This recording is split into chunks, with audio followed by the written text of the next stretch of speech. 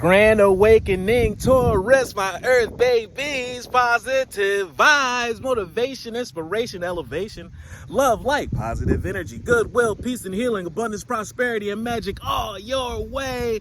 Please like, share, comment, and subscribe if this page has been a blessing to you. Check out my LinkTree. Book a massage with me. Check out the ebooks, the NFTs, the music. Great products are in there. Your word of the day is gratitude is an attitude. Activate gratitude. Let Spirit and God know that you're happy just for the little things, the great things that you have going on right now. Therefore, they know when you praise in the dark. When you know you give praise when you have a little, we know you're going to praise in the light. We know that you're going to praise once you get that manifestation, that mansion, those acres of lands, your blessing. So guaranteed, gratitude is an attitude. Start now. Gratitude, that makes sure that the magnetism of your blessings come even faster. We're not looking for any lessons. We're not looking for any trials and tribulations. Positive energy and gratitude expedites your journey for your blessing. I'm aware of the light in my life. I direct my thoughts to the beauty in and around me, and I give thanks to God for every little thing that brings me joy. Thus, I enlighten my thoughts.